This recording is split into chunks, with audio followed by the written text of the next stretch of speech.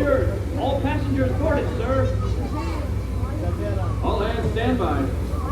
Engine room, reverse 1/4. Aye, aye, sir. Bow line away. Engine room, head 1/4. Sound last bell. Leadman, sound off. Give me a depth reading by mark.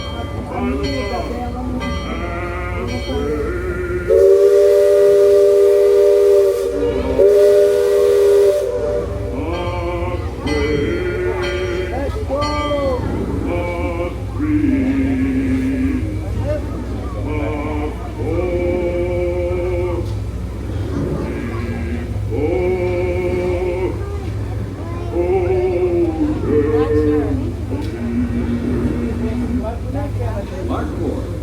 Engine room, head 3/4. Stand by. Steady as she goes. Captain?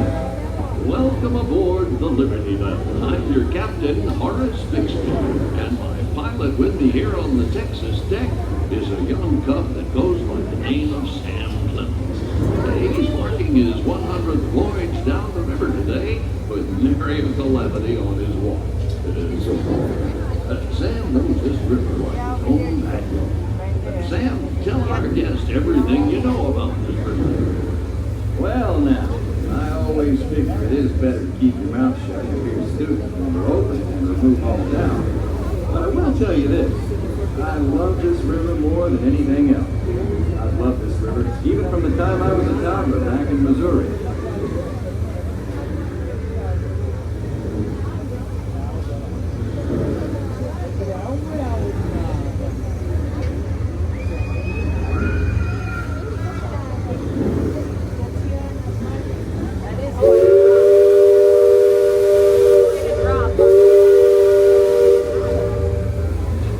Before we get too much further out of port, I think I should mention that you best not be sitting on those handrails.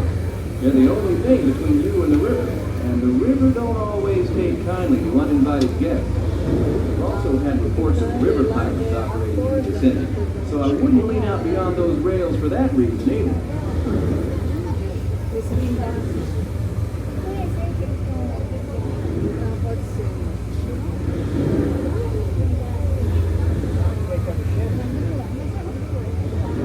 Now, for those of you on the port side, that river town we passed is frontier land. A few years back, it was no more than a boom town carved out of the wilderness by a handful of settlers looking to start a new life. Today, gentility and decorum are running rampant. The port still has its share of footloose trappers, keel boaters, prospectors, and an Indian or two, but mostly it's flush time and well on its way to becoming a fine big city. Frontierland reminds me some of my own hometown, Hannibal. It takes me back to when I was a barefoot boy growing up alongside the riverbank. You know, it seems to me that when I was young, I could remember everything, whether it happened or not. But as I grow older, I seem to remember only the things that never happened at all.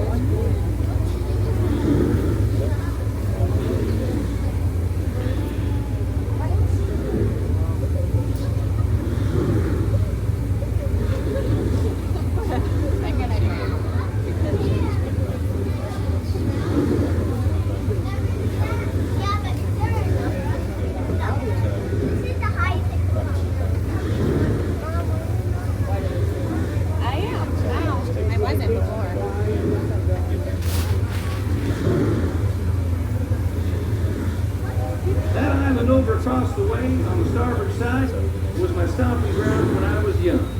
Exceedingly young. Marvelously young. Young by hundreds of years. Younger than I will ever be again.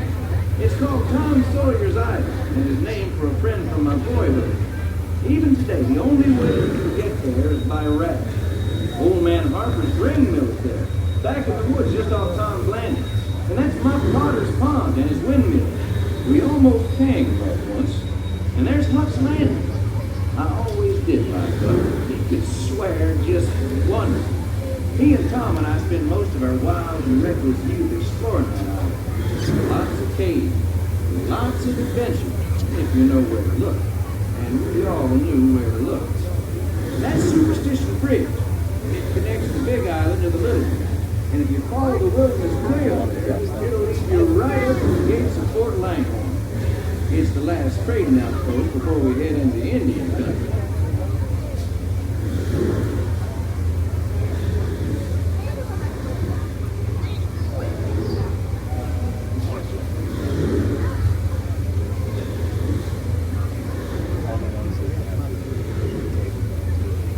Look off to the port side there.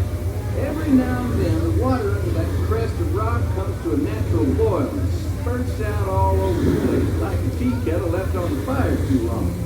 The Indians around here used to tell me these geysers were actually unfriendly spirits, upset by uninvited trespassers, traipsing all over their sacred hunting ground.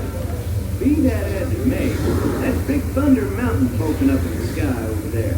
The Indians named it that because of the sound the falls used to make when the big rain came.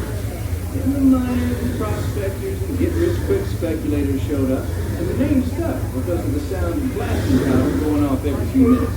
There's not so much blasting these days. Ghost stories about a runaway mine train only down with simple-hearted, terror-filled folks like you.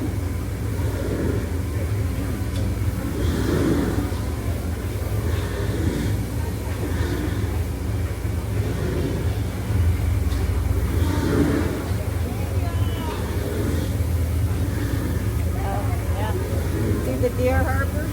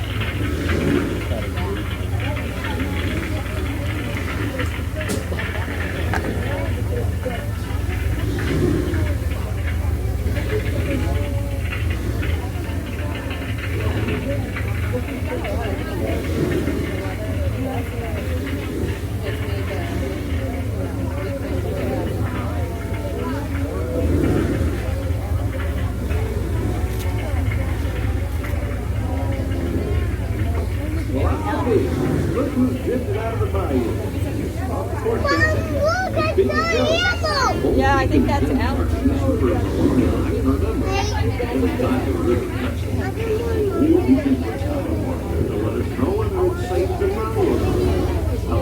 I don't think she can carry right now. She's talking to your dad on the phone. He can navigate the Liberty Belle on a heavy duty. Isn't that so, Jack? Well, I was born. Yeah, those are Alex. I don't know. The flight was delayed, but it happened. So maybe they'll have Captain, Indian Village to port. Now that's something you don't see much out this way. That's an Algonquin Indian village. Looks to be from the Powhatan tribe. Usually they stay further east. I've seen Seminole and Miami this far. Yeah, I like reindeer. Of course, you show me like crow, but I've never seen Algonquins out here. Lots of game out this way. I've seen moose and deer and plenty of other critters along the shoreline. Could be why the Powhatans are out this far. Just following the food trail.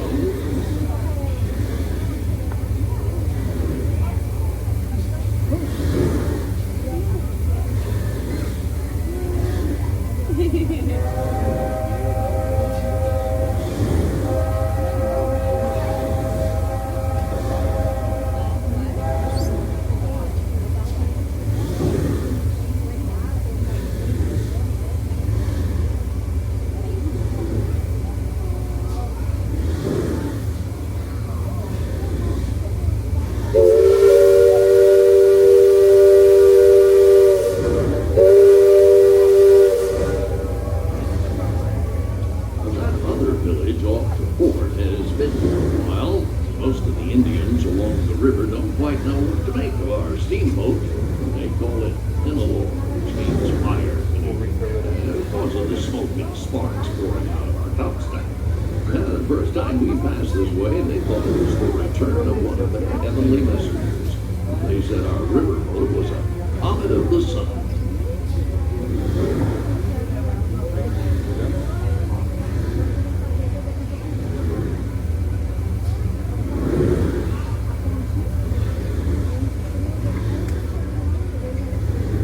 Just beyond the village, up that hill, is their sacred burial ground. Now, those who fall in battle are placed atop the traditional bed of death. After nightfall, they'll return to mourn the great warriors who brought honor to the tribe.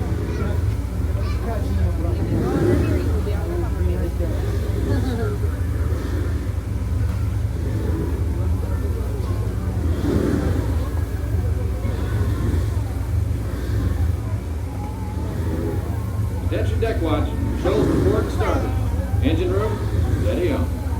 We're entering the shallow water, but there's no cause for worry here. Sam knows every shoal and shallow, every snag and sandbar in this part of the river, and he'll navigate us through the safe water. You wouldn't steer us wrong, would you, Sam? I believe we ought never to do wrong, Captain. Especially when others are looking. Leadsman, sing out. Borderless street, have faith, have faith, have got faith.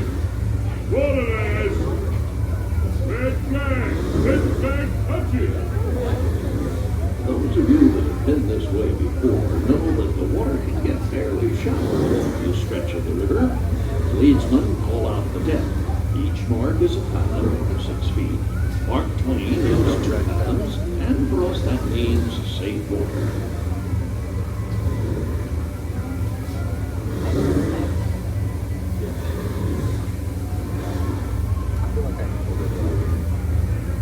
Captain, we're passing Cutthroat Corner. Attention deck crew, stay alert. If there's river pirates out here, this is where they'll most likely be. I can hear them from here. After all the commotion, it sounds like they're ready to fly elsewhere.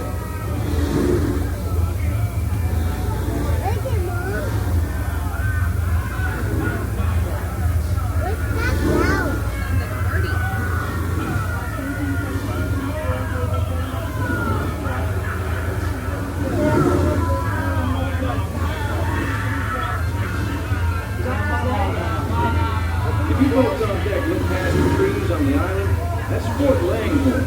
Most of these little forts started out as trading posts. Then as settlers started heading west, the army came in and took them over. My feeling is, these days, there's a lot less frontier and a lot more civilization than is truly necessary.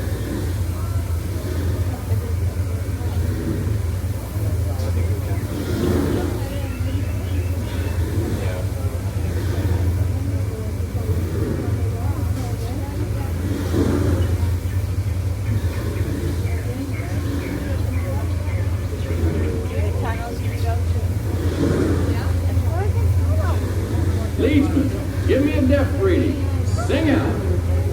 By the bar, have faith,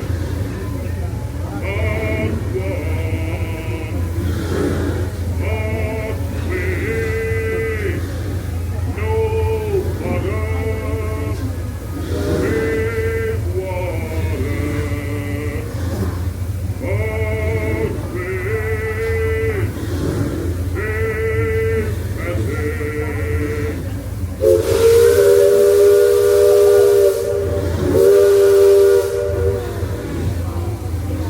You see that brick mansion back over yonder there in the woods? I've heard folks hereabouts say it's haunted. They say it was built on sacred Indian burial ground, so now it's filled with spirits. If you ask me, I'd say the ones telling those tales are the ones filled with spirits. If you want proof, just ask them. They got it. We're not going home. It's just going back to where we started from, like a normal ride.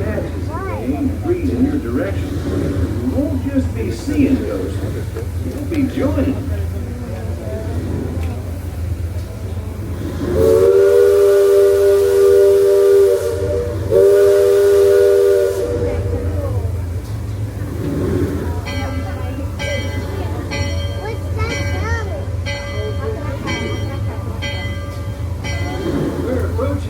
Liberty Square, which is home port for us.